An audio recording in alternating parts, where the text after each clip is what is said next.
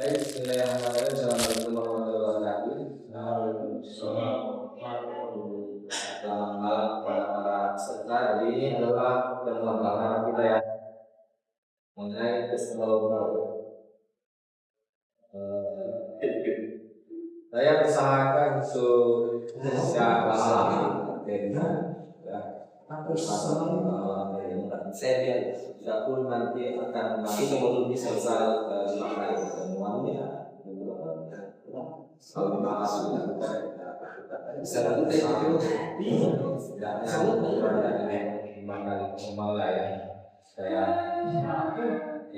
saya supaya nanti adik-adik sekalian bisa masuk di kajian yang lain. Oke, jadi sesuai dalam tradisi kita di pasar kita selalu ingin memulai dari hal-hal yang dasar dulu, dan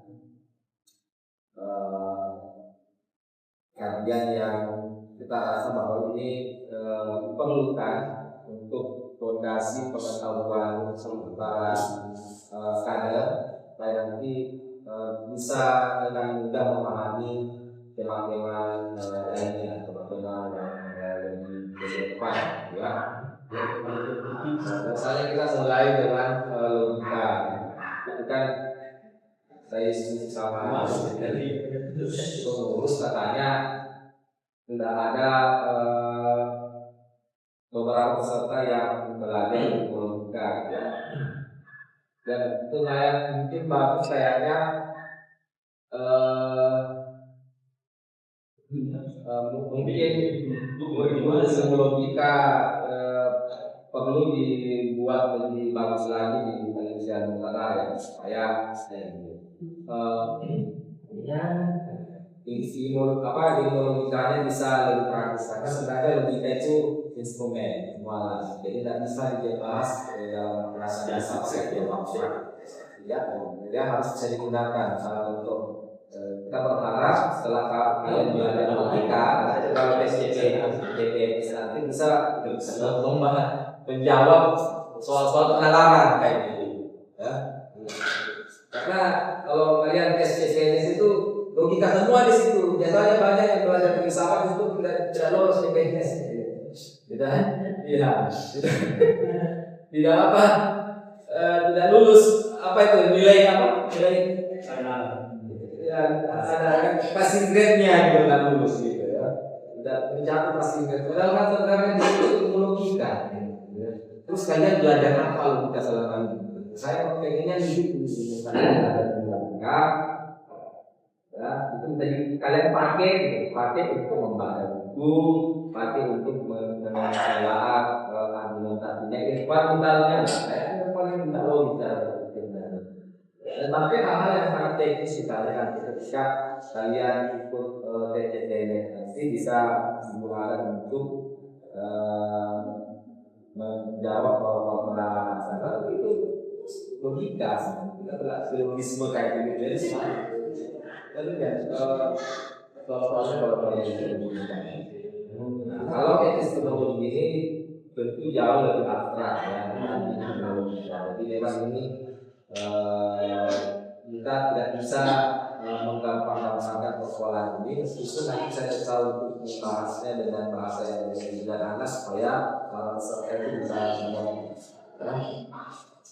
Jadi kita mulai, barangkali di sini ada yang sudah pernah belajar tentang teknologi. Kalau teknologi sebenarnya adalah salah satu cabang dalam filsafat, salah satu pembahasan utama dalam filsafat. Kemarin saya sudah bahas bahwa yang mungkin kelas filsafat saya sudah tahu bahwa ada 3 kamar ya dalam filsafat. Itu ada kamar realitas, kamar pengetahuan, dan kamar nilai.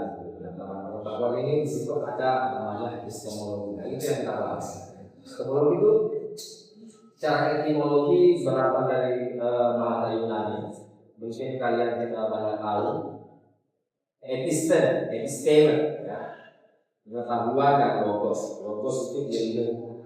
Dan kita pakai kata ilmu sini, oke. Jadi kalau secara terminologi itu epistemologi ilmu tentang pengetahuan tentang pengetahuan. Pengetahuan apa ya? Karena titik utama dalam epistemologi adalah pengetahuan.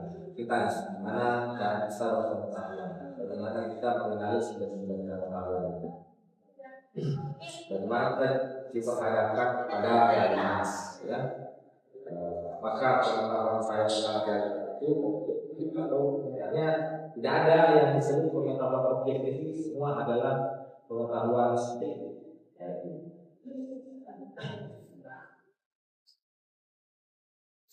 Nah, istilah ini sebenarnya sudah digunakan karena dia asalnya di Yunani. Jadi istilah ini sudah digunakan di Yunani juga. Kalau kalian belajar Plato pasti tahu bahwa Plato itu membedakan dua jenis pengetahuan, ada namanya episteme, ada namanya doxa. Kalau episteme itu pengetahuan rasional tentang diri. Sementara doxa itu pengetahuan kita tentang realitas duniawi. Kalau Plato itu memandang bahwa episteme itulah yang disebut sebagai pengetahuan sejati tentang dia alam dia. Dia kebaikan, dia keadilan. Nah, itulah pengetahuan sejati menurut Plato. Kalau doxa itu pengetahuan tidak sejati, pengetahuan yang bisa keliru. Karena dia adalah pengetahuan tentang realitas duniawi, sementara pengalaman duniawi itu kadang bisa menipu, kadang salah, kadang benar. Misalnya, apakah yang saya rasa saat ini benar-benar panas atau tidak panas? Mungkin ada yang mengatakan cuaca ini tidak panas, tapi mungkin ada yang mengatakan bahwa cuaca hari ini malah panas. Jadi ada perbedaan dalam menyerap suhu, ya. Jadi tidak sejak orang bisa berbeda-beda dalam pengalaman selalunya. Itulah yang disebut sebagai opini dalam pengertian itu Plato. Ya. Jadi episteme itu memang sudah dipakai di zaman itu. Hanya saja memang belum ada satu paket khusus tentang epistemologi. Dalam arti bahwa epistemologi saat ini belum menjadi ilmu filsafat dan teknologi. Nanti belakangan kalau akhirnya epistemologi dibahas sebagai subjek filsafat dan mandiri. Dulu itu epistemologi itu dibahas berbarengan dengan metafisika. Pada saat para filsuf ngomong tentang realitas, metafisika, situ pasti mengikutsertakan tentang epistemologi dalam pengetahuan tentang manusia. Nah, belakangan nanti akhirnya dipisah bahwa ini kayaknya epistemologi perlu jadi filsafat dan mandiri. Akhirnya kita sampai sekarang kita bahas epistemologi sebagai ilmu mandiri, ya. Nah, apa premis dasar epistemologi? Jadi premis dasar epistemologi adalah rasa ingin tahu manusia. Jadi manusia itu punya rasa tahu tentang hal-hal yang dia lihat, hal-hal yang dia bayangkan, atau memiliki rasa ingin tahu tentang sesuatu yang masih menjadi misteri dalam kepalanya, sehingga menjadikan pengetahuan itu posisinya sangat penting di dalam kehidupan manusia.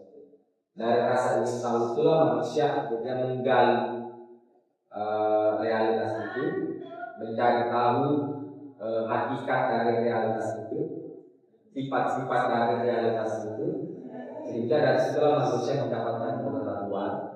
Dan dari mana pengetahuan ini dikembangkan oleh manusia menjadi teknologi dan kebudayaan. Teknologi dan kebudayaan ini akhirnya membangun peradaban manusia. Jadi setiap perjalanan kehidupan manusia itu selalu ada peradaban, di mana peradaban itu pasti dibentuk oleh pengetahuan manusia di zaman ini. Di mana pengetahuan itu terbentuk karena ada rasa ingin tahu manusia itu sendiri. Jadi itulah kenapa manusia bisa memiliki pengetahuan, karena ya manusia pada dasarnya itu memiliki rasa ingin tahu. Andai kata kita tidak memiliki rasa ingin tahu, misalnya kita sekali bodoh, kita tidak tahu apa. Dan itu sudah sifat kodrat manusia, ya, yang tidak perlu dipelajari. Dia langsung tumbuh pada saat kita lahir. Contoh misalnya beberapa banyak anak kecil itu yang kalau kalian sudah kemanakan, misalnya keponakan itu mungkin ada keponakan kalian yang sangat bawel, ya, dan selalu bertanya apa saja begitu. Pertanyaan ini bisa ada yang dekat, dan dia itu masih misteri bagi dirinya. Masih dia tanyakan kepada ibunya atau ayahnya, mungkin atau kakaknya apa lagi. Jadi rasa ingin tahu manusia itu sudah sejak awal sudah menjadi kodrat manusia itu punya rasa ingin tahu. Terus kenapa manusia banyak sekarang manusia yang tidak kritis lagi, ya, tidak punya rasa ingin tahu yang besar. Bukan malah bertanya, tapi justru menjawab. Sekarang kan banyak orang-orang yang seperti itu, dia tidak lagi ingin bertanya, tapi justru malah mengisi jawaban. Menurut jawaban, diberikan jawaban, tidak ingin lagi bertempat dan juga terpakai dalam mendalami pertanyaan, tapi justru mengisi jawaban yang dia inginkan, untuk menyenangkan hatinya.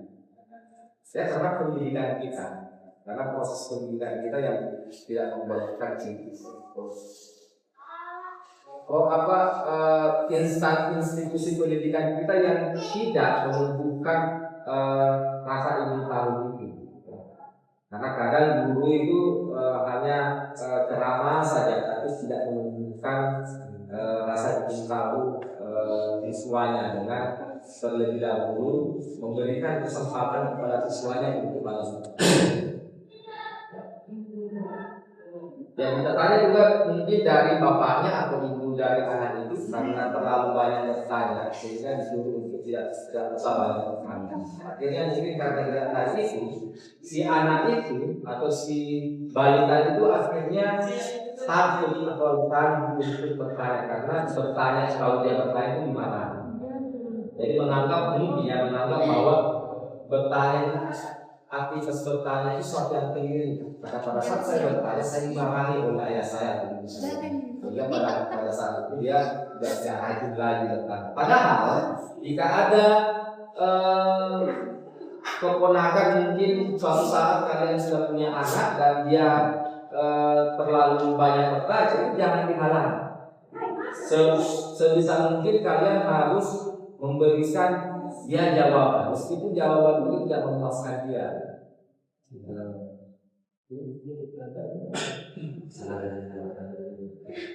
Misal kalian sedang merokok, gitu ya, dan pada saat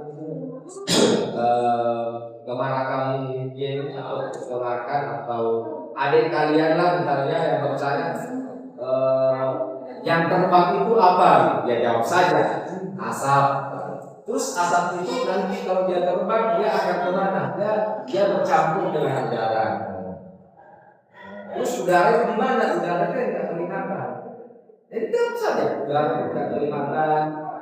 Yang kita hirup ini udara. Terus pada saat saya hirup udara, saya menghirup asap rokok. Kan? Terserah gimana cara kalian menjawab. Biasanya anak-anak itu atau balita itu biasanya pertanyaannya satu tiga. Ya. Karena kita ingin memberikan jawaban yang memuaskan hatinya, biasanya itu lagi pertanyaan.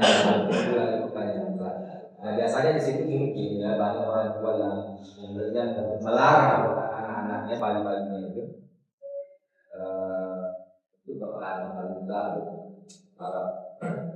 Maka sebenarnya itu jawab saja ya. jangan matikan hasrat bertanya, karena itu di kemudian hari akan membuat si bocah itu tumbuh menjadi orang yang kritis, orang yang menjadi orang yang cerdas. Justru karena jangan sampai dari negara itu tiba-tiba akhirnya hari kalian di kemudian hari itu sulit untuk menjadi manusia yang cerdas. Kenapa? Karena dari awal itu sudah ditekan hasratnya itu kota.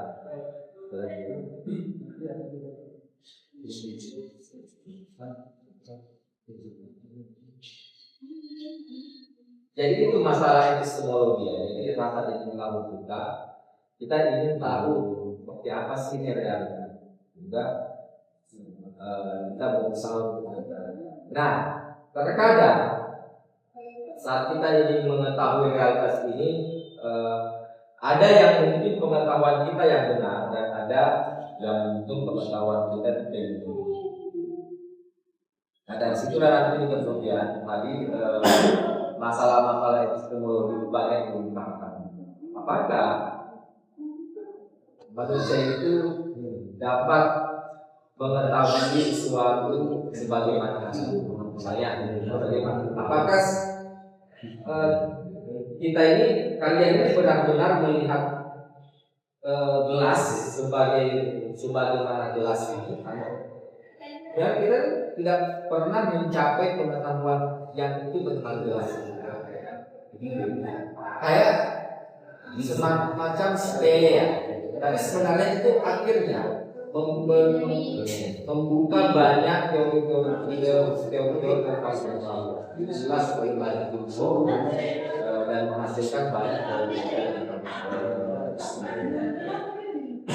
Maka ini kita benar-benar melihat gelas ini warnanya bening gitu ya, atau sebenarnya gelas ini tidak warnanya tidak bening ketika dipecah dalam bentuk atom-atom. Saya ini adalah refleksi yang terdiri dari mata kita menangkap bias indera kita menangkap gelas ini. Sebenarnya gelas ini tidak warnanya tidak bening. Jika mungkin dipecah dalam partikel-partikel kecil. Karena kan semua ini kan tersusun dari partikel-partikel kecil. Jadi kalau misalnya itu dipecah, bahkan bentuk gelas ini pun juga buyar, tidak begitu. Misal gitu ya, atau memang pada dasarnya saya melihat gelas ini ya, itulah pemahaman saya tentang gelas yang saya gelas ini ya lonjong, misalnya ini lonjong memiliki pegangan warnanya bening, ya ini warna gelas yang berbeda. Jadi mana kalau sudah mau apa? Harus pilih.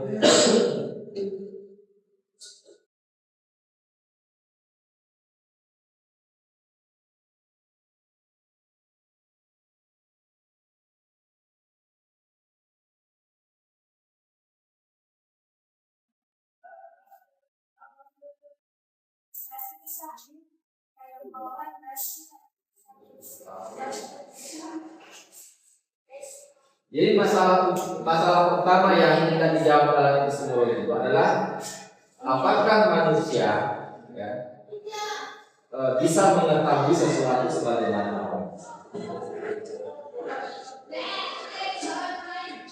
Jadi masalah yang perlu dijawab dalam epistemologi. Masalah pertama yang perlu dijawab adalah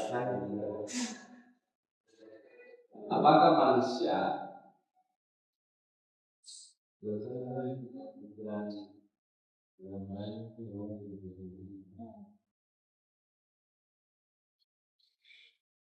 dapat mengetahui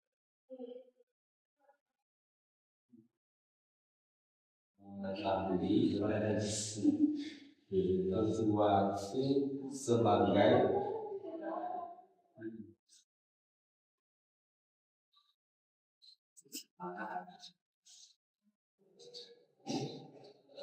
tahu maksudnya sebagaimana sesuatu sebagaimana dia pada dirinya sendiri.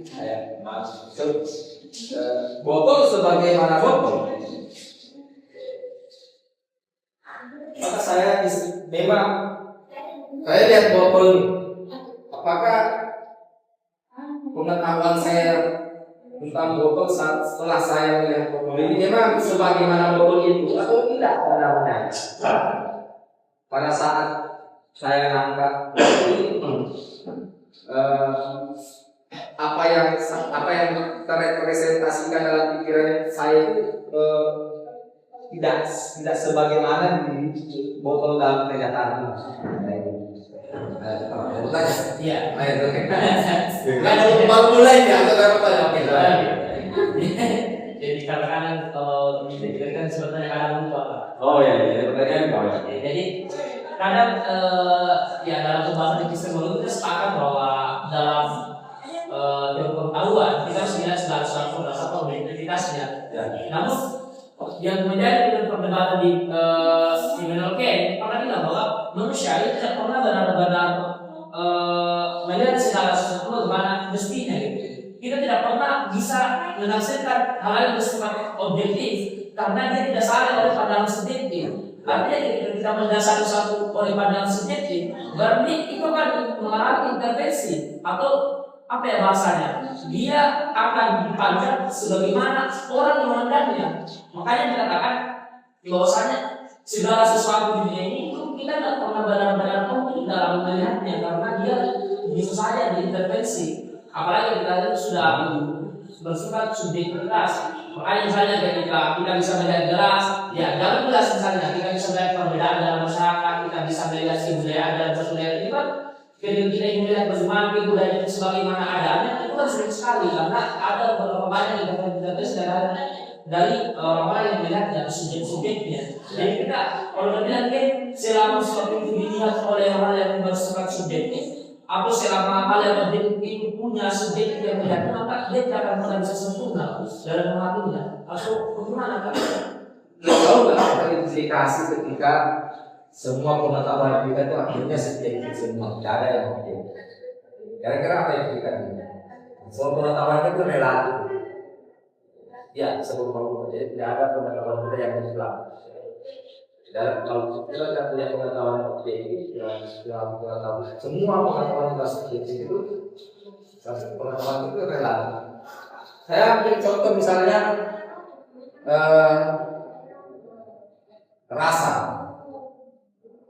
rasa manis pada gula. Rasa itu subjektif atau objektif? Subjektif. Kira-kira subjektif atau objektif? Subjektif. Tapi bagaimana kalau bisa menghasilkan rasa manis itu kalau tidak ada objek yang dijual? Ya,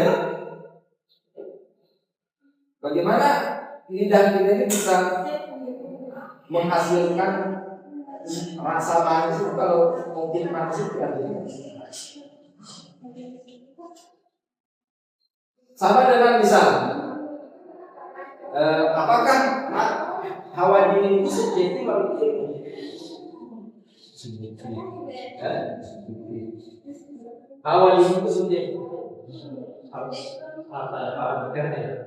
Ada bertemu di sini itu kan sesuai karakter. Contohnya mobil truk berat atau ringan?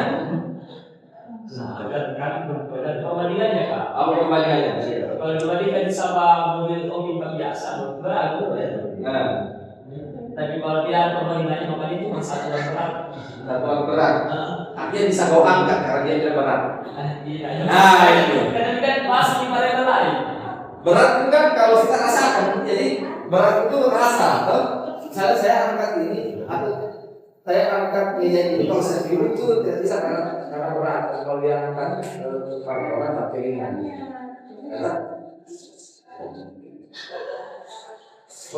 Kenapa kita bisa punya pengetahuan yang sama bahwa mobil truk itu berat? Ada yang bilang mobil truk sendiri kan? Kenapa kita punya pengetahuan yang sama, persepsi yang sama bahwa mobil itu berat. Padahal berat itu kan rasa ya, perasaan kita loh tentang sesuatu. Pada saat kita mengangkat sesuatu itu kita merasa sesuatu itu terasa berat. Tapi kenapa tiba-tiba kita menjelaskan cat pesawat kita sama-sama yang persepsi yang sama bahwa pesawat itu berat. Itu berarti rasa itu objektif dong kalau begitu. Gimana itu juga Atau gimana? Problem nanti kita jawab hal-hal itu ya. Nanti kita akan sampai di situ lah. Simpan dulu pengetahuan itu, atau setelah ini kalian cari asal referensi supaya kalian tidak kosong-kosong amat kata di sini kan. Nanti kita akan jelaskan. Sama dalam ini bisa ruangan ini ada AC-nya ya, bisa ruangan ini ada yang mungkin menganggap bahwa suhu AC itu tidak terlalu dingin, ya, sehingga meskipun dia tidak pakai jaket, tetap santai-santai saja merasakan hawa AC-nya, merasa bahwa AC itu tidak dingin. Tapi Irfan misalnya menggigil pada saat merasakan hawa AC dari sekretariat ini, sehingga akhirnya Irfan pakai jaket. Sementara mungkin saya tidak pakai jaket karena saya menganggap hawanya biasa-biasa saja. Meskipun antara Irfan dan saya sama-sama punya perbedaan tentang merasakan suhu dari AC itu. AC itu tetap objektif 26 derajat. Saya dengan Irfan itu tidak berbeda persepsi bahwa suhu AC itu belum masuk 26 derajat. Jadi bahwa yang tangkap kenapa AC itu ada derajat Celcius misalnya, atau alat pelacak suhu termometer iya itu kan bisa nangkap suhunya juga atau panas ya. Artinya suhu itu ada di luar ya, karena bisa ditangkap oleh alat. Suhu bukan dari kita. Kan ada itu alat penangkap suhu kan di Eropa itu banyak sebagai lihat yang dipasang di rumah-rumahnya masing-masing. Tiba-tiba berubah menjadi 15 derajat Celcius, 10 derajat Celcius, tergantung suhunya di luar itu sini harus sudah. Jadi kadang alatnya itu mengidentifikasi suhu di luar itu 6 derajat Celcius. Mungkin besoknya dia mengidentifikasi suhu itu 10 derajat Celcius. Padahal bukan kita yang merasa loh. Yang merasa itu alat. Artinya suhu itu ada di luar. Bahwa apa yang masuk dengan dingin atau panas itu ada di luar. Mereka kan alat bisa menangkap. Padahal alat tidak punya sense, ya. Alat tidak punya sensasi, alat tidak punya indera. Teknologi tidak punya indera seperti kita. Tapi kenapa dia bisa menangkap suhu? Dia bisa menangkap akhirnya suhunya. Oh, suhu sekarang ini 40 derajat, suhu sekarang ini 30 derajat. Tapi dia menerjemahkannya dalam bentuk angka. Dia dalam kita menerjemahkan suhu dalam bentuk bahas dingin, panas. Tapi dia menangkapnya dalam bentuk angka. Artinya suhu itu bahwa suhu itu secara kualitas dan dingin atau suhu itu kualitas dan panas itu ada di luar objek. Bisa saja kan? Nah, ya kan? Problem kan? Kayaknya kalian kalau belajar di kajian-kajian yang lain bahwa rasa itu bahwa subjektifnya kan?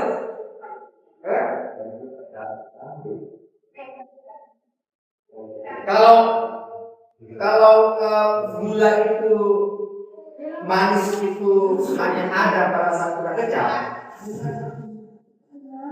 Sains menangkap bahwa gula itu punya glukosa. Jadi setiap yang punya manis itu pasti punya unsur kimiawi glukosa. Jadi glukosa itu menyebabkan manis. Jadi ada fitur objektif dari manis itu yang membuat kita akhirnya bisa merasakan sensasi manis. Tapi kalau tidak punya glukosa, yang kalau makanan itu tidak punya glukosa, itu tidak bisa merasakan manis. Tapi fitur objektif manis itu ada di makanan, tuh. Itu gimana? Nanti setelah itu kalian belajar, saya ada bahan untuk kita diskusi lah. Nanti masalah objektivitas itu ada.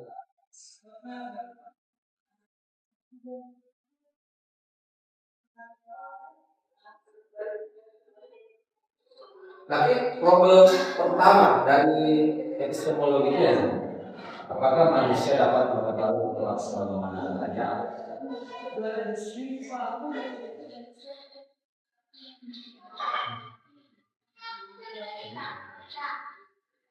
Sehingga kita bisa tahu bahwa pengetahuan saya ini benar, objektif. Oh, pengetahuan saya ini subjektif. Oh, ada saat dimana pengetahuan saya subjektif dan ada saat dimana saya bisa benar-benar mengetahui sesuatu sebagaimana adanya, gitu ya. Nah, yang kedua bahwa epistemologi itu punya nilai penting justru karena manusia itu dalam hidup itu harus punya pegangan, keyakinan. Pegangan itu apa? Keyakinan. Manusia yang tidak punya keyakinan, wah, ya hidup dalam kehidupan nihilistik, kosong dari nilai, menganggap bahwa segala sesuatu ini tidak ada, ketiadaan moral itu tidak ada. Sehingga apa?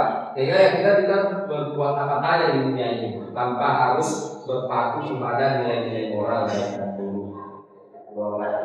Karena kita tidak punya pegang dan punya bentuk keyakinan untuk menilai bahwa itu benar sesuatu. Dan keyakinan yang benar, kita tahu bahwa suatu keyakinan itu, ideologi itu, pandangan dunia itu benar, itu bergantung pada bagaimana kita melihat epistemologinya. Makanya Bukhari Mutahari mengatakan bahwa persoalan epistemologi itu sangat penting justru karena kita itu butuh pegangan bahwa manusia itu butuh ideologi.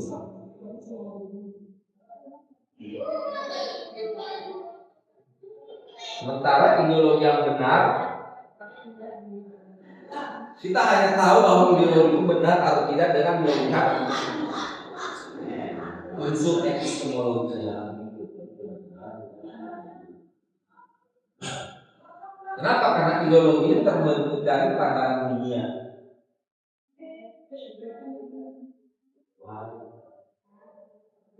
Cara pandang kita memandang dunia.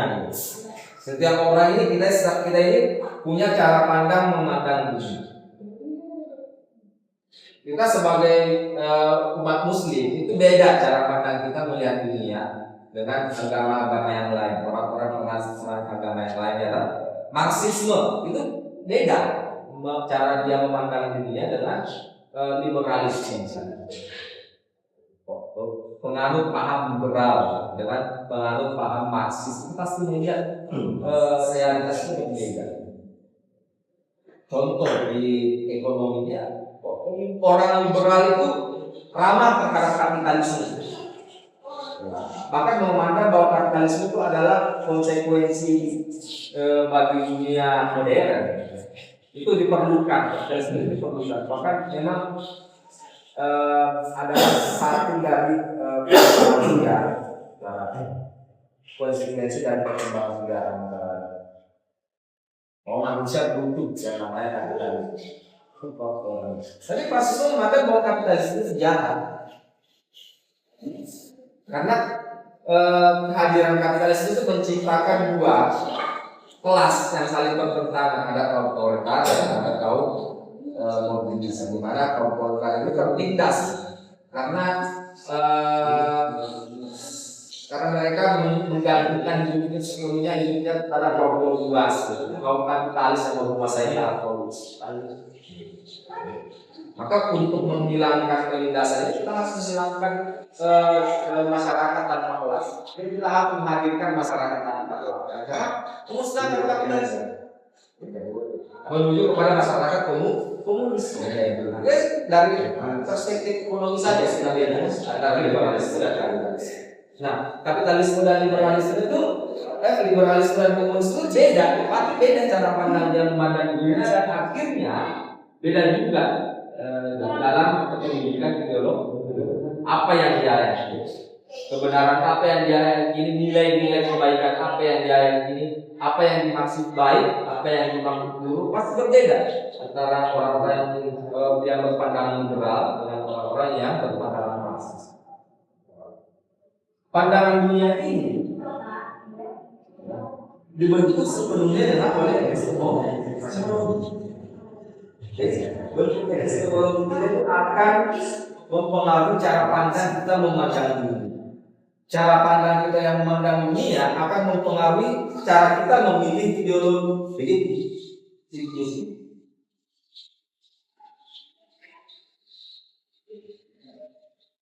Makanya gampang ketika kita mau mengkritik suatu ideologi. Kalau kita mau mengkritik suatu ideologi, jangan kritik ideologinya, kritik epistemologinya. Ketika epistemologinya rapuh, ideologinya pun akan rapuh. Misal, ketika kalian mau mengkritik marxisme misalnya, ya kritik epistemologinya apa? Materialisme. Jika kalian bisa melihat itu lemah materialisme sebagai basis epistemologi dari marxisme, ya kita akan sudah marxisme sebagai pandangan dunia. Dan untuk pula komunisme sebagai ideologi, kayak gitu. Ada berapa siklusnya gitu.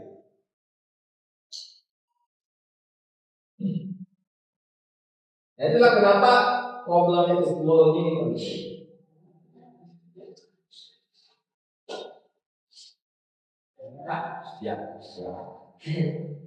Lantas kan mungkin pada hari mungkin dalam keseluruhannya bagi dari step by step dari psikologi terus menuju pandangan psikologi pandangan dunia pandangannya akan kita kita. Namun bagaimana halnya nih dalam setiap individu itu menentukan ideologinya atau mengetahui bagaimana caranya memandang sebuah dunia. Kan sebuah individu itu gak mungkin memang ada sesuatu sama individu yang lain. Artinya lingkungan itu sangat mendukung potensi seseorang.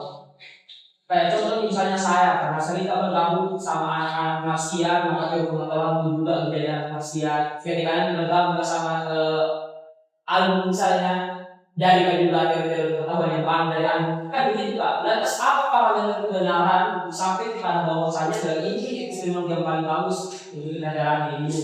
Karena seringkali kita sudah menjalani kehidupan itu ada dasarnya hal-hal yang emosional yang membuat kita keluar dari ideologi kenegaraan kita. Ada dasarnya hal yang tidak enak di tengah jalan dan mesti membuat kita mempertanyakan kembali ideologi kita ini apa yang kebenarannya. Makanya dari situlah kita membutuhkan belajar epistemologi, ya. Biar kita tahu bahwa pengetahuan itu kita yakini sebuah pengetahuan itu karena kita punya alasan untuk meyakini dia. Jadi pengetahuan itu terdiri dari 3 dasar, ya. Pertama keyakinan, kedua adalah kebenaran, ketiga adalah justifikasi. Penilaian, alasan kenapa saya meyakini pengetahuan.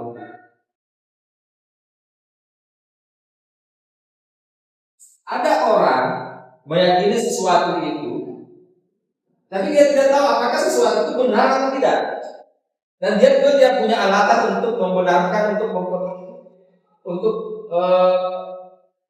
membenarkan keyakinannya itu. Misalnya, kebanyakan orang-orang dulu kita yang sebelum belajar filsafat itu memeluk Islam sebatas keyakinan saja, toh. Tanpa tahu apakah agama yang saya anut ini benar atau tidak. Dan adakah alasan mengapa saya memeluk agama Islam ini? Ya kan? Sebelum masih waktu kalian masih polos, masih culun, belum belajar filsafat, Islam sebagai agama kan kita hanya meluk dia sebagai sebuah keyakinan, tanpa tahu apakah dia memang benar dan apakah saya punya alasan yang cukup, ya, untuk membenarkan keyakinan saya itu. Nah, di dalam epistemologi, pengetahuan itu harus terdiri dari tiga ini. Bahwa dia adalah keyakinan yang benar dan terjustifikasi. Nah, kita sudah masuk di definisi pengetahuan. Pengetahuan adalah keyakinan yang benar dan terjustifikasi.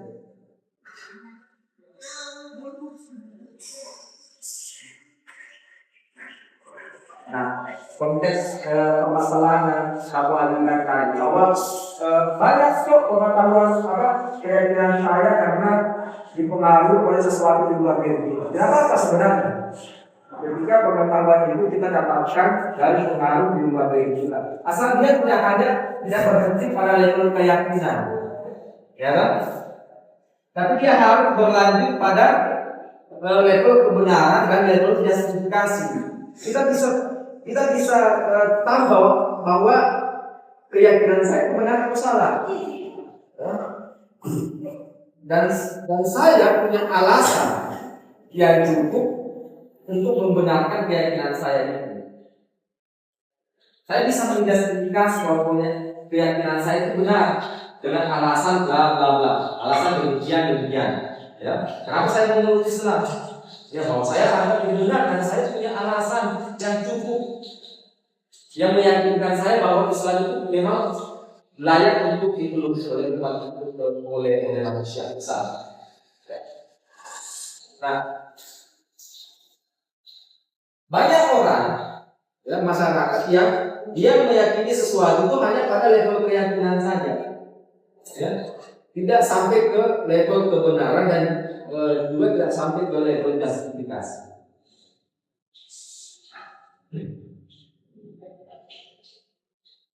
Inilah problem umat manusia dalam bidang pengetahuan. Itulah kenapa pentingnya kita belajar epistemologi, supaya kita tahu bahwa pengetahuan itu tidak boleh hanya sebatas sampai di level keyakinan, tapi dia harus sampai di level kebenaran dan di level justifikasi bahwa keyakinan itu bisa dibenarkan, ya, dan bisa juga dijustifikasi bahwa keyakinan saya itu memang benar dan saya punya alasan untuk meyakininya. Jadi tadi saya menerima banyak pengaruh di luar sehingga pengaruh itu yang membuat saya memilih ideologi ini misalnya. Tidak apa-apa. Yang penting kan kamu punya kebenaran. Kamu yakin bahwa dia benar dan disertai dengan bukti-bukti empiris dan logis tentunya, ya. Dan kamu punya alasan kenapa saya memilih dia. Bukan alasannya bilang saya memilih Islam karena ya dari orang tua saya, itu bukan alasan, ya. Alasan yang dimaksud di sini adalah bahwa kamu bisa menjabarkan secara argumentatif. Jadi alasan justifikasi yang dimaksudnya adalah dia logis dan argumentatif.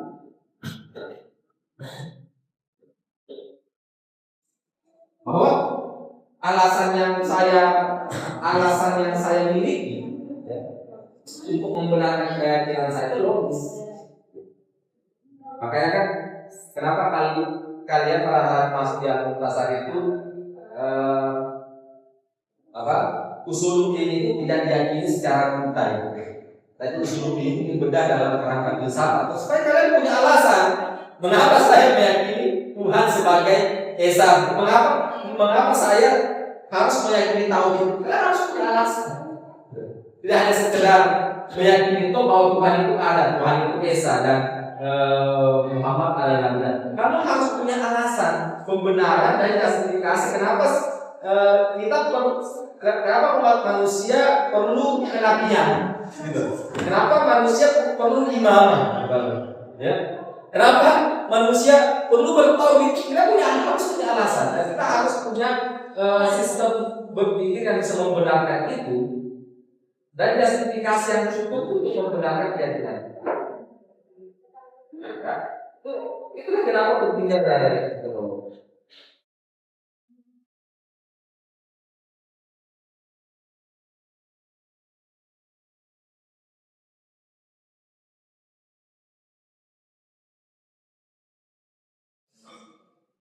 Dan yang kedua, selain ini apakah manusia dapat mengetahui sesuatu sebagaimana adanya? Dan problem kedua yang perlu dijawab dalam epistemologi itu adalah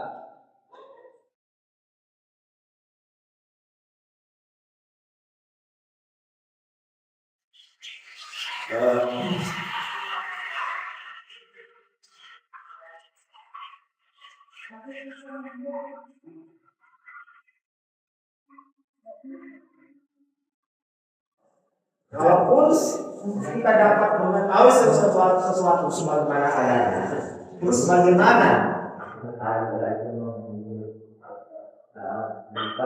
Bagaimana itu mungkin terjadi? Bagaimana itu? Yang ketiga apa instrumennya?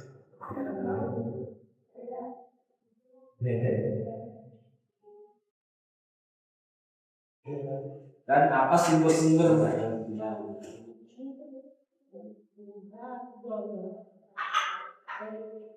apakah manusia dapat mengetahui sesuatu sebagaimana adanya? Oke. Kalau memang bisa, bagaimana itu mungkin dilakukan? Sehingga orang bicara tentang batas-batas pengetahuan. Di batas mana manusia dapat mengetahui sesuatu sebagaimana adanya, dan di batas mana kita memang benar-benar tidak bisa mengetahui sesuatu sebagaimana adanya.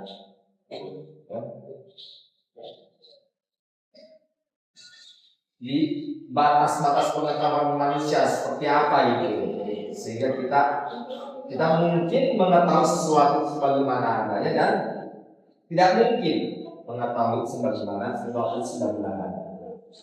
Terus apa instrumennya? Apa sumber-sumber pengetahuan itu? Dari mana asal usul pengetahuan itu? Ya, kita bicara tentang sumber. Apa instrumen yang kita gunakan itu mengetahui? Kita bicara tentang alat-alat epistemologi. Jadi pelajaran epistemologi kita itu berkutat pada 4 pertanyaan saja.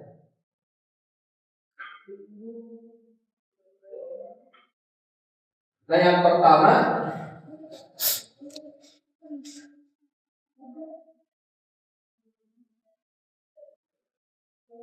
pertanyaan pertama ini menghasilkan masalah epistemologi yang cukup rumit juga karena melahirkan 2 bentuk aliran. Ada yang disebut sebagai subjektivisme dan ada yang disebut sebagai objektivisme.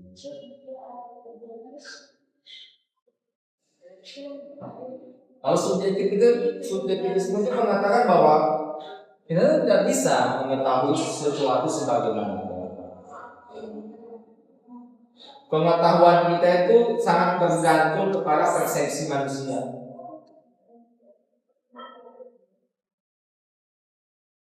Jadi sesuatu itu hanya kita ketahui setelah dia dipersepsi oleh manusia. Jadi kayak badan foton ini hanya bisa kita tahu setelah dipersepsi oleh manusia. Tapi kalau kita tidak persepsi berarti tidak ada. Sama dengan misalnya begini. Kalian tahu nggak bahwa saya punya adik? Hah? Tahu nggak kalau saya punya adik? Nah, tapi kalian di sini posisi subjektivisme bahwa itu seperti kamu ingin mengatakan bahwa saya tidak punya adik karena kalian belum buktikan. Padahal saya punya adik dua lagi. Ya tak? Berarti adik saya tidak ada dalam perspektif kamu. Adik saya tidak ada karena belum berrelasi dengan persepsi kalian. Jadi objeknya si dua adik saya ini belum berkorespondensi dengan persepsi kalian sehingga kalian menganggap itu tidak ada. Padahal nyatanya dia ada. Nah, subjektivisme itu melahirkan problem yang seperti itu. Sesuatu itu hanya bisa ada sejauh dia dipersepsi. Ketika tidak dipersepsi maka tidak ada.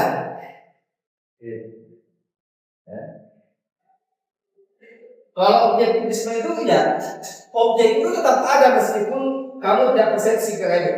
Meskipun kalian tidak melihat adik saya tetap ada. Objektif di rumah, mungkin di rumahnya main-main atau di mana yang dia tetap ada. Nah, objektivisme ini mengakui bahwa kita itu tidak mengetahui sesuatu sebagaimana ada. Kalau subjektivisme itu justru meragukan bahwa ada nggak sesuatu ada nggak itu bahwa asumsi bahwa sesuatu itu sebagaimana adanya itu memang ada. Dia meragukan bahwa kayak tadi sekali modelkan kan membagi dua realitas ya. Ada fenomena dan ada nomina. Nah, kalau Immanuel Kant itu memandang bahwa sebenarnya yang kita persepsi itu cuma fenomena saja. Sementara nomina itu tidak sampai ke persepsi kita tentang dia. Nah, nomina inilah yang disebut sebagai sesuatu pada dirinya sendiri. Sesuatu sebagaimana ada asli manusia. Jadi kayak macam botol ini, ada fenomena botol. Dan ada botol sebagaimana adanya. Yang kita tangkap ini fenomena botol. Sementara botol sebagaimana adanya tidak kita ketahui, tersembunyi di balik fenomena botol.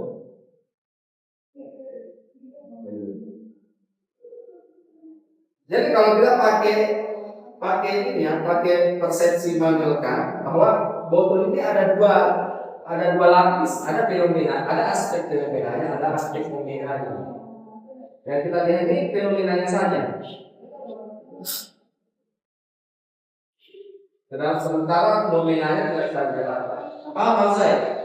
Ya, setuju tidak perlu di pandangan yang karena ya seolah masih ada fenomena, padahal dalam pandangan objektifnya ya tidak ada yang kemudian bisa ada dilakukan dalam tambahkan lagi, tidak ada yang fenomena kayak pelaku itu dilakukan. Ada dibilang alam asli, ada dibilang alam ini, ya sudah asli sama sudah ini, kayak dalam deskripsi kayak gitu dilakukan kayak tentang lalu itu apa? Ya begitulah filsafat. Ya. Saya mau bilang bahwa Immanuel Kant sebenarnya di sini dia kelompok subjektivisme dia. Jadi fenomena itu hadir karena kita persepsi. Jadi kehadiran botol ini kita tahu bahwa botol ini ada justru karena kita persepsi. Kalau tadi bicara subjektif ini kan kita kan sebagai manusia kan sebagai subjek. Ya, karena aku masih sebagai manusia kan. Sekarang kalau saya foto dengan saya kan jadi objek. Foto bapak saya kan jadi objek. Ya, kamu tulis fotonya jadi objek. Buat bagaimana bapak subjek? Ya, subjek ya. Oke, bagus pertanyaannya. Subjektivitas manusia itu kesadaran diri. Ya, kesadaran diri jiwa, kesadaran diri kita. Jadi meskipun kamu potong tubuh tangan kalian, ya dia jadi objek, tapi dia bukan ini bahwa subjektivitas kamu masih ada. Selama kamu masih berpikir, berarti kamu masih punya subjektivitas.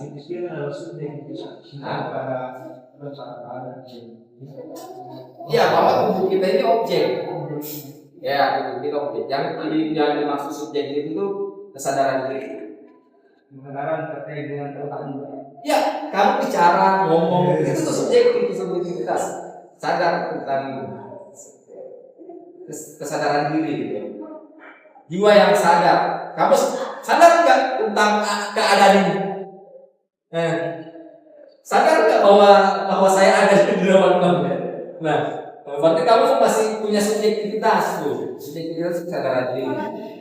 Ya, tubuh kita ini objek. Ya. Jadi kamu sebenarnya mau bilang bahwa apakah tubuh kita ini, diri kita ini atau bukan? Bukan. Tubuh kita ini sebenarnya objek. Gitu. Yang dimaksud diri dalam saya itu adalah saya yang sadar. Ya. Saya yang sadar akan sesuatu. Ya, saat kamu sadar bahwa sesuatu panas, saya sadar bahwa sesuatu itu dingin, saya sadar bahwa sesuatu itu pahit, saya sadar bahwa ada orang di samping saya, itulah kamu, kesadaran diri. Atau benar atau lebih dari saya. Ya kan?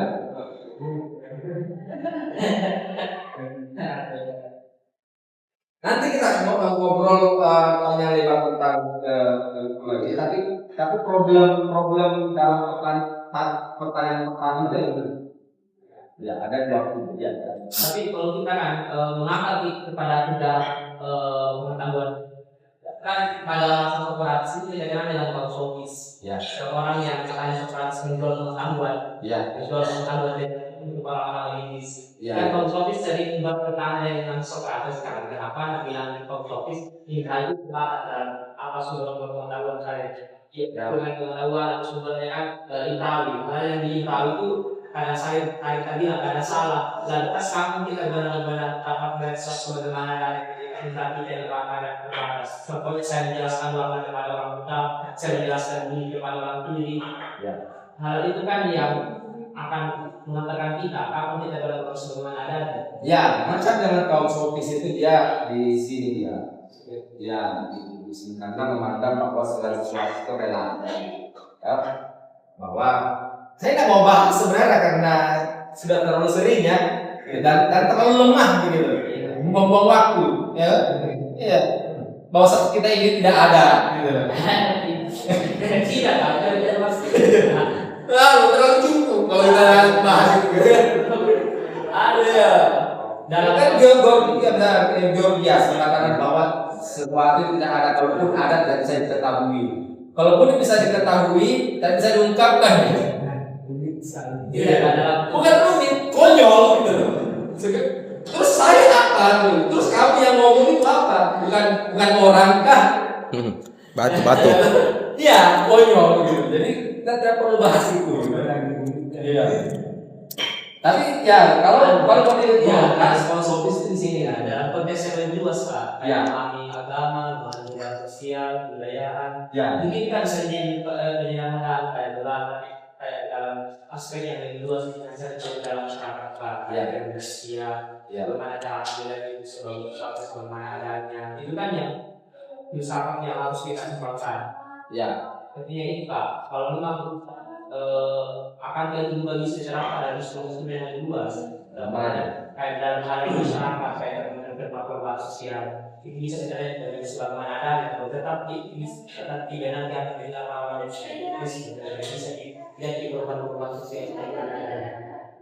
Ya, makanya nanti itu kita tidak bisa juga semua itu objektif, tapi tidak bisa juga semua itu relatif. Pengetahuan itu ada aspek relativitasnya dan ada aspek subjektivitasnya.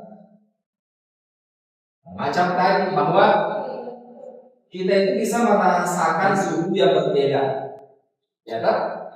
Itu aspek relatif dari pengetahuan. Tapi bahwa suhu sendiri itu ditangkap 26 derajat itu objektif.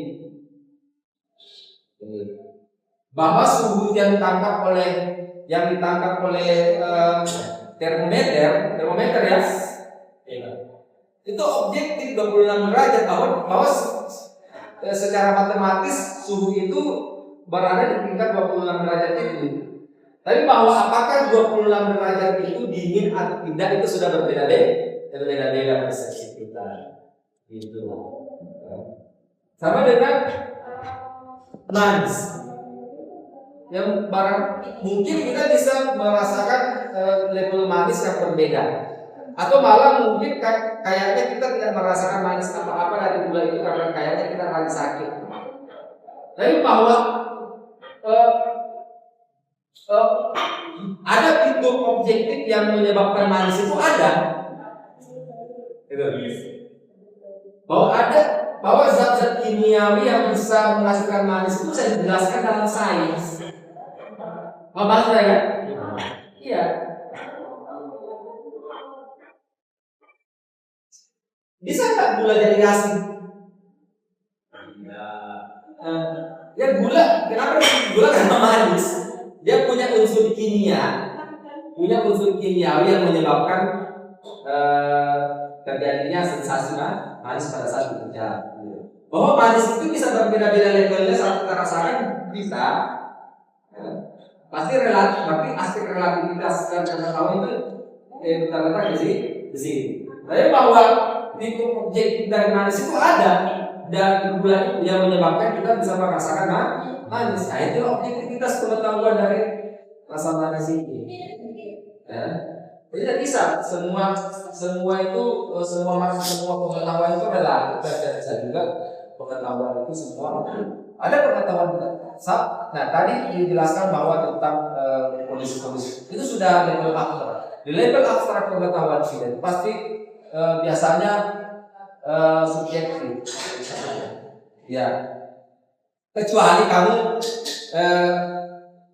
berdasarkan kepada hasil penelitian ya. Berdasarkan kepada hasil penelitian. Bisa saja itu oke. Tapi kalau masih spekulasi dalam kita bisa saja subjektif.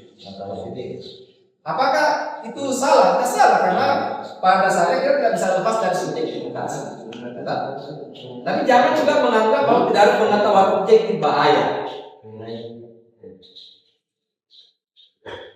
Kenapa? Dunia ini akan jatuh dalam nihilisme. Iya.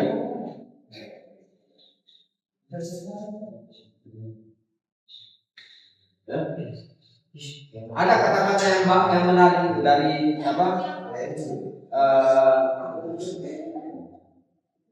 Ada novel siapa namanya? Diskusi ya, itu ada Karamazov ya. Itu ada bahasa ungkapan yang sangat terkenal. Jika Tuhan tidak ada, maka segala sesuatu boleh. Kenapa kita masih pikir-pikir untuk membunuh orang? Kenapa kita masih pikir-pikir untuk membunuh?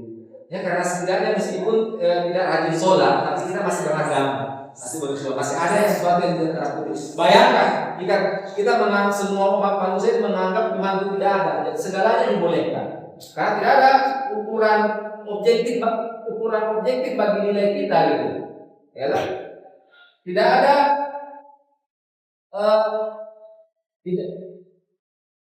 tidak ada nilai mutlak dan ketiga masalahnya. Sehingga semua relatif. Saya mencuri ya, saya menganggap mencuri tidak salah. Malah mungkin saya bisa menganggap pada saat mencuri itu benar karena itu menguntungkan diri saya. Ya kan? Karena kita menganggap bahwa tidak ada lagi nilai mutlak yang tidak ada. Itulah kenapa mempelajari epistemologi penting, karena kita butuh keyakinan, kita butuh pegangan dalam diri. Karena kita tidak memandang dunia ini nihil. Iya. Kita bikin pandangan hidup, pandangan dunia yang eh, yang membuat kita punya tujuan untuk hidup, yang membuat kita menilai, yang membuat kita punya penilaian terhadap sesuatu.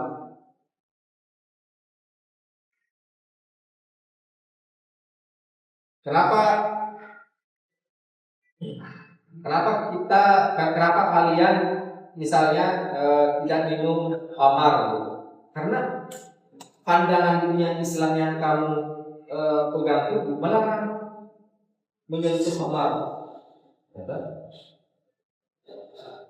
Ya. Tidak apa yang sebelumnya. Itu yang bagus. Ketika kalian bilang ketika Tuhan tidak ada maka manusia bebas melakukan apa. Lantas bagaimana halnya ketika kita ada sejarah? Ya. Di buku yang mana ada sapiens kan ditambah kita tentang sapiens, kemudian tahu ya. Kan ada dua kemungkinan. Kenapa dua homo yang lain itu kan tidak di Homo sapiens sedangkan saya lupa ya. Katanya sapiens itu lebih dahulu Homo sapiens. Ya. Lebih dahulu mempunyai instrumen berpikir sehingga mungkin kemungkinan dua homo ini dia dilenyapkan karena ekspansi dari sapiens atau dia di dalam zaman sendiri.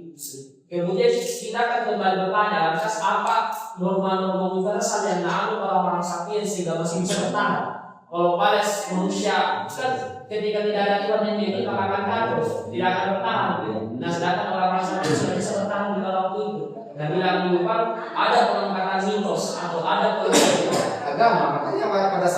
Makanya pada saat dia menciptakan mitos, ya agama kan muncul pada saat itu. Saya baca di Pelonharan.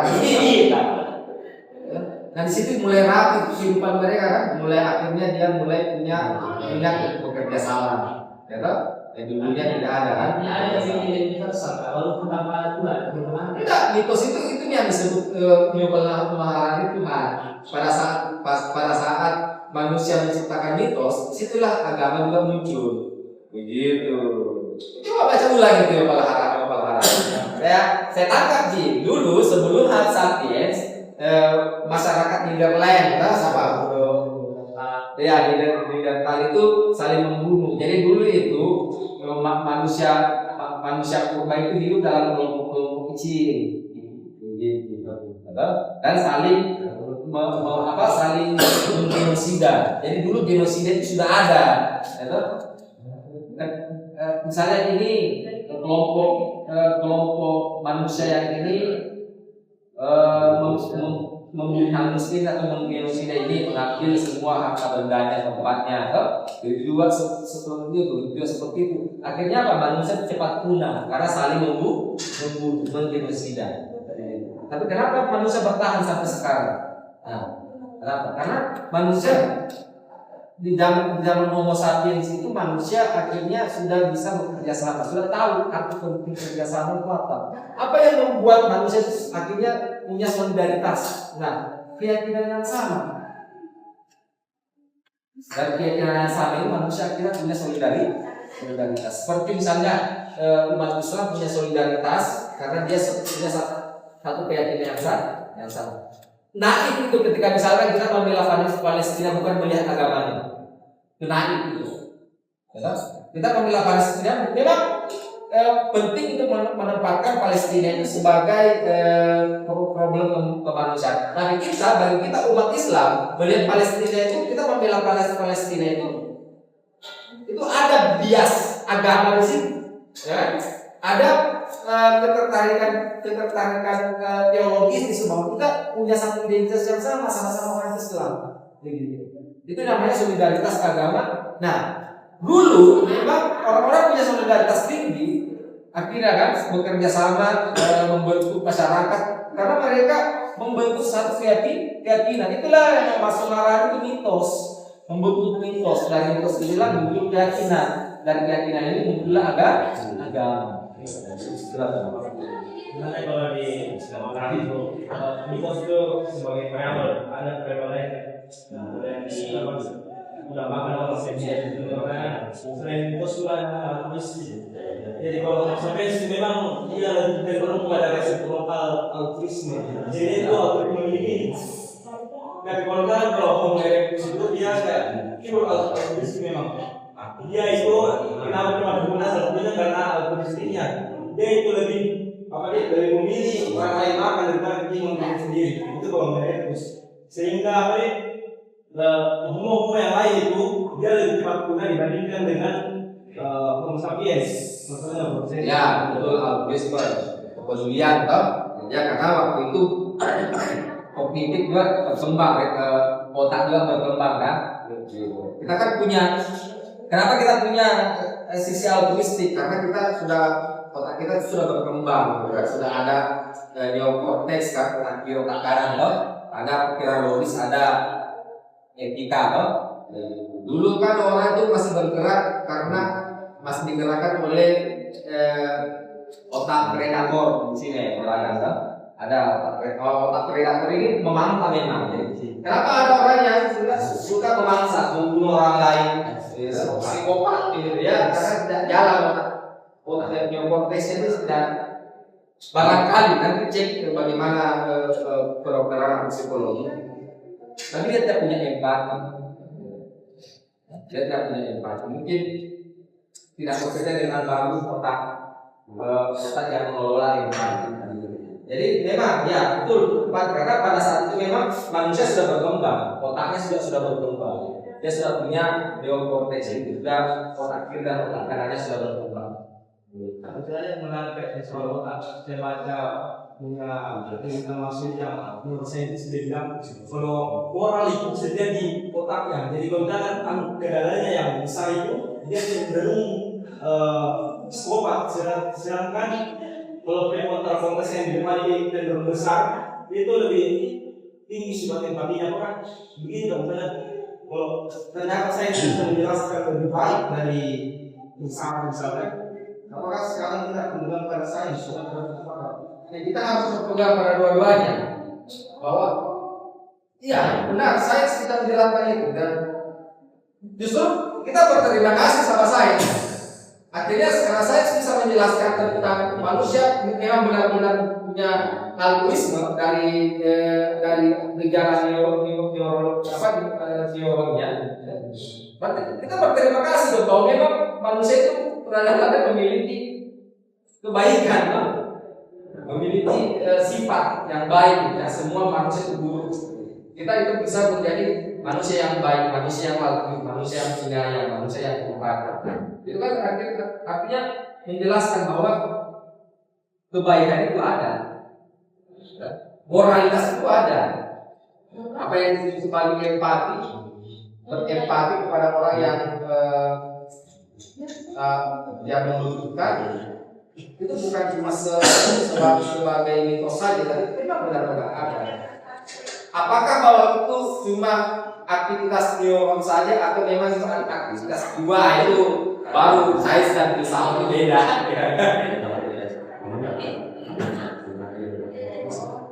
Beda menjelaskan. Kalau sains kan tidak percaya jiwa kan, ya itu cuma aktivitas neuron saja. Ya. Kembali ke topik psikologi. Ya. Kan kalau dalam ciri khas dari filsafat Islam itu menetapkan satu instrumen yang kelima, yaitu wahyu yang berwahyu. Ya. Nah, sedangkan wahyu yang berwahyu. Enggak beda wahyu dan wahyu. Wahyu. Ya. Jadi ditambahkan di dalam ciri khas Islam. Sedangkan di Barat dia menghilangkan. Nah, bagi kakak sendiri nih, kalau yang mana yang paling mendekati benar? Karena kalau ini adalah jangan sampai Muhammad yang mengatakan wahyu atau Al-Quran yang kita anggap sebagai kebenaran, itu cuma berdasarkan kejagoan Nabi kita untuk menerapkan satu hal, tapi kecerdasan Nabi kita sudah bisa menerapkan kita sebagai berupa budisme. Ini kan anak orang-orang ke Barat. Ya, bahwa Al-Quran memang dramatis memang isinya. Malah karena paham di pendidikan kan. Maksudnya memang begitu kan?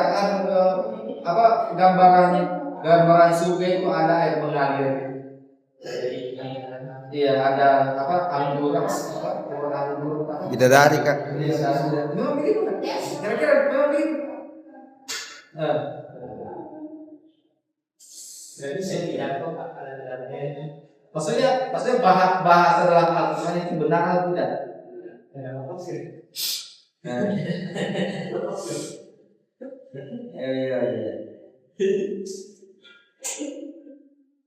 Ya kan? Bahwa surga itu memang benar ada gitu. Ya. Cuma itu didiksikan supaya kita ini yang bodoh ini bisa paham gitu. Ya jelas kan kalau mau digambar Nabi Muhammad mau menggambarkan bagaimana indahnya surga, kita kan bisa nangkap, ya kan? Kita pasti, waduh, sulit menangkap, tidak bisa terjelaskan, gitu kan? Jadi maksudnya begini, keindahan surga itu tidak bisa dijelaskan, tapi untuk manusia kayak kita ini bisa dijelaskan. Maka dipakailah bahasa-bahasa metafor untuk membahasakan surga yang sulit yang tidak bisa dijelaskan. Iya, surga itu tidak bisa dijelaskan, tapi kan maksud kita butuh pengetahuan tentang surga kan, supaya kita tahu begitu baik surga. Maka Al-Quran harus menjelaskan dengan cara apa? Dengan cara bahasa yang bisa dipahami oleh kita nih. Gitu loh. Tuhan ada di surga sana. Di mana surga sananya Tuhan? Bertempat. Kira-kira Tuhan ada di surga sana atau itu bahasa metaforis saja? Iya. Untuk menggambarkan kebesaran Tuhan bahwa Tuhan itu seorang raja nih, ya kan? Gitu. Bagaimana tingkat kekuasaannya Tuhan itu tidak bisa digambarkan, tidak bisa dijelaskan. Tapi Al-Quran perlu menjelaskan kepada kita ini, gitu? Supaya kita bisa membayangkan secara imajinatif, begini paling kebesarannya Tuhan. Makanya dipakai lagi pilihan kalimatnya, kita semuanya bisa nangkap maksudnya, gitu. Padahal sebenarnya bukan begitu maksudnya, ya kan? Cuma dibahasakan dalam bentuknya apa? Artinya apa? Artinya ya dibuat dalam bentuk fiksi, supaya kita bisa paham dan berimajinasi begini. Begini ya. Kalau saya bayangkan, kayaknya begini deh. Kebesaran Tuhan itu yang saya imajinasikan.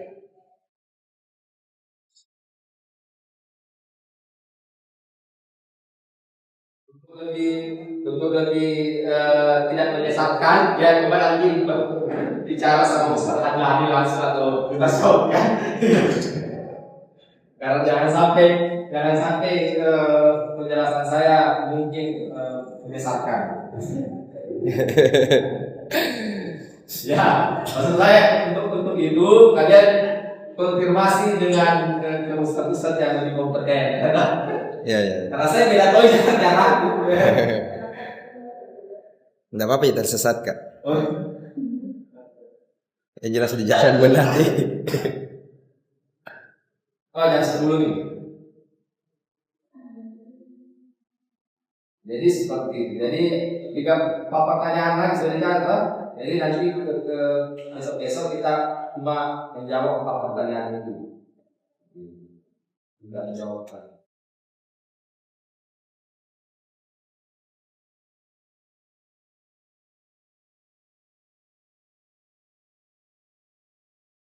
Oke, ada pertanyaan lagi? Sebelum kita akhiri ada pertanyaan lagi. Nah, dulu. Nanti yang mau pulang kalau ya. Ini relasinya dari cara memanfaatkan kalau dalam melakukan ada pembangunan ekonomi. Terus ada hubungannya antara epistemologi dan ontologi. Kan kalau bicara ontologi aja bicara mengenai realitas tidak ada. Dan kira-kira sebagai manusia juga apa nih? ada pengetahuan ada dokumen yang perlu ditomai realitas gitu. Ya, ya. Jadi bagaimana sejauh juga ontologi memahami juga kakak pemahaman ontologi juga bisa salah karena kita sering mungkin juga mengenai istilah pengetahuan bagaimana relasi saya ontologi dan epistemologi relasinya Ya, relasinya itu ya antara realitas dan pengetahuan. Bahwa ontologi itu adalah realitas dan epistemologi itu adalah pengetahuannya. Jadi relasi seperti apa? Tapi begini, kalau dalam ada dua perdebatan bahwa apakah yang mana dulu yang mau dibahas, ontologi atau epistemologi? Ada perdebatan yang seperti itu. Kita memulainya dari mana? Ontologika atau epistemologi? Nah, kalau sudah di sini mulainya dari epistemologi saja. Nanti belakangan baru epistemologi. Yang akan begini pertanyaan pertama kan, apakah manusia dapat mengetahui sesuatu sebagaimana adanya? Ya. Sebagaimana ontologinya kan? Ya, ontologinya realitas. Jadi begini, problem epistemologi itu tidak bisa lepas dari problem ontologi. Kalau kita bahas epistemologi, pasti kita akan bahas masalah ontologi, masalah realitas, sama dengan kita membahas metafisika, ontologi. Itu tidak akan mungkin bisa lepas dari masalah epistemologi. Karena dulu memang begitu dalam filsafat, ya. Di Yunani kuno itu kalau yang ada itu hanya pembahasan metafisika. Nah, tapi dari metafisika ini kemudian dibahas berbagai pembahasan seputar epistemologi. Filsafat pertama. Iya. Nah, cuma di kemudian hari akhirnya dipisah. Oh, kayaknya perlu deh epistemologi ini juga menjadi pengetahuan yang mandiri. Nah, konsekuensinya pada epistemologi menjadi bidang mandiri dalam filsafat, kita juga tidak akan kita melepaskan pembahasan tentang metafisika karena memang dasarnya kalau kita bahas epistemologi itu pasti dia akan belajar tentang realitas. Pasti mau akan membahas masalah-masalah ontologi. Begitupun juga kalau kita bahas masalah ontologi, kita pasti akan juga membahas problem-problem epistemologi, problem pengetahuan.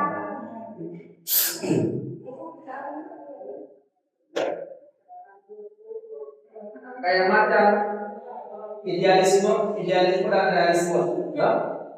Pada saat Plato menjelaskan tentang dia, itu kan akhirnya juga membahas tentang pengetahuan, ya kan? Bahwa pengetahuan yang sejati itu adalah pengetahuan tentang dia. Sementara pengetahuan yang tidak sejati yang bisa berpengetahuan itu pengetahuan kita tentang yang akan kita. Padahal Plato itu membahas metafisika. Pada saat dia membahas tentang dunia, ada dunia dia, ada dunia materi ini karena dia berubah-ubah, terkondisikan oleh ruang dan waktu, sehingga bisa hancur, ya, tidak abadi. Sementara dunia ini karena dia tidak mengikuti ruang dan waktu sehingga abadi. Ini yang sejati itu adalah dunia dia. Sementara dalam materi dunia tidak abadi, tidak sejati karena dia bisa berubah-ubah. Temporalitas, ya, dia adalah realitas temporal, tersituasikan oleh waktu, tersituasikan oleh ruang dan waktu. Plato bicara metafisika saat itu, tapi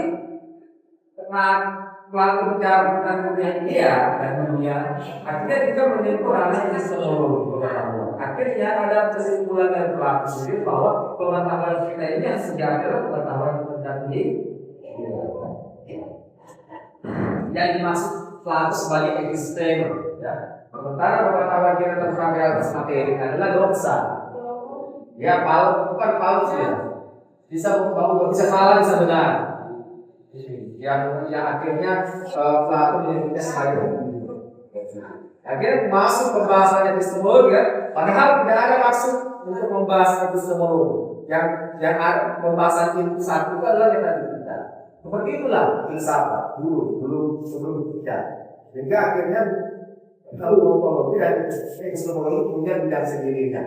Nah, konsekuensinya pada saat kita membahas epistemologi sebagai bidang sendiri, mau tidak mau kita tidak semua kita pasti akan menunggu masalah.